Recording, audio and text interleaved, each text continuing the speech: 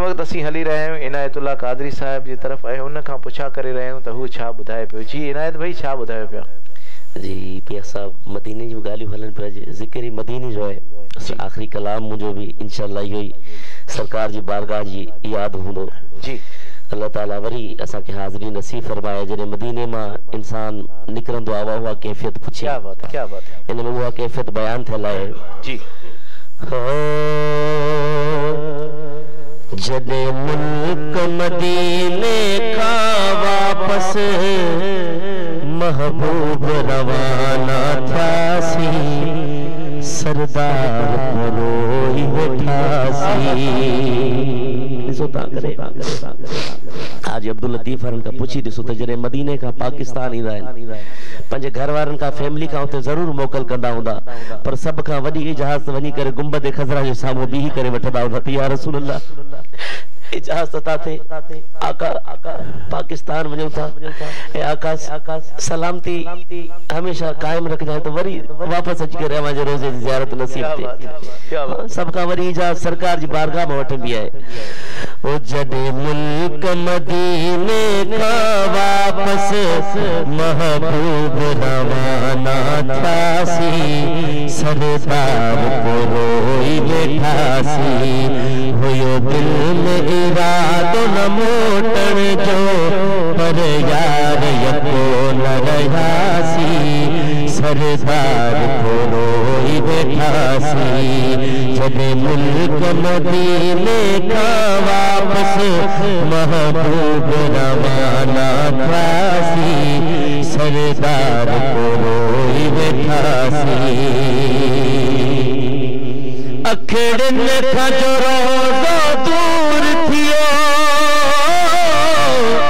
तभी साह मुझे में हुजूर हुयो। अखड़ने खां जो रोज़ो दूर थियो तभी साह मुझे में हुजूर हुयो। पयो तन मन तड़पे दे बरले पयो तन मन तड़पे दे बरले सरे घट वनी यार मुआसी सरदार को रोई वेठासी सरदार को रोई वेठासी। जॾहिं मुल्क मदीने का वापस महबूब रवाना थियासी सरदार को रोई वेठासी। सुभान अल्लाह। इंसान जॾहिं मदीने वेंदो आहे क़िबला इतां सोचे करे वेंदो आहे त ही अर्ज़ कंदुसि हुज़ूर जी बारगाह में ही दुआऊं घुरंदुसि ही दुआऊं घुरंदुसि ही पंहिंजा ॾुख पेश कंदुसि।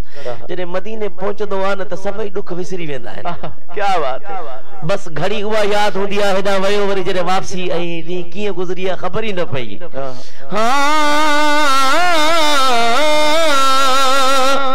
न की हाल कयो न अवाल कयो इहे ॾींहड़ा भी तव याद गुज़री। न की हाल कयो न अवाल कयो इहे ॾींहड़ा भी तव याद गुज़री। हुया ज़ख़्म अंदर में जाम मिठा हुया ज़ख़्म अंदर में जाम मिठा पर तोसां सूर सले न सघियासी सरदार को रोई वेठासी सरदार को रोई वेठासी। जॾहिं मुल्क मदीने खां वापस महबूब रवाना थियासी सरदार को रोई वेठासी महबूब को रोई वेठासी। सुभान अल्लाह सुभान अल्लाह सुभान अल्लाह। जी नाज़रीन इन सां गॾु जेके असांजो प्रोग्राम लाइव ॾिसी रहिया आहिनि उन्हनि खे हिकु दफ़ो गुज़ारिश आहे त शेयर ज़रूरु कंदा ऐं यूट्यूब ते वेंदा क्यू न्यूज़ HD मियां उस्मान लिखंदा त असांजो चैनल अची वेंदो। उन में तव्हांखे हर वीडियोज़ हिकु हिकु नात जी सूरत में मिलंदी। उते सब्सक्राइब कंदा ऐं बेल आइकन जे बटन खे ज़रूरु दबाईंदा। जेसि ताईं बेल आइकन जो बटन टूट जो आवाज़ न करे न छॾंदा, छो त जेसि ताईं टूट जो आवाज़ न कंदो माना असांजी हर नोटिफिकेशन तव्हां वटि न पुॼी सघंदी। जेकॾहिं टूट कयं त असांजी हर नोटिफिकेशन तव्हां वटि टूट करे पुॼंदी। तव्हांजी वॾी वॾी महिरबानी। इन सां गॾु असांजे प्रोग्राम जो वक़्तु ख़तमु थी रहियो आहे। इंशाअल्लाह वरी कदे नए सना खानन सां गॾु तव्हांजी खिदमत में हाजिर थींदासीं। तेस ताईं पंहिंजे मेज़बान मियां उस्मान के इजाज़त दींदा। अल्लाह हाफिज़। अस्सलामु अलैकुम वरहमतुल्लाहि व बरकातहू। मोमिनो खुशियां मनाओ, कमली वाला आ गया, रब्बे सल्लम गुनगुनाओ।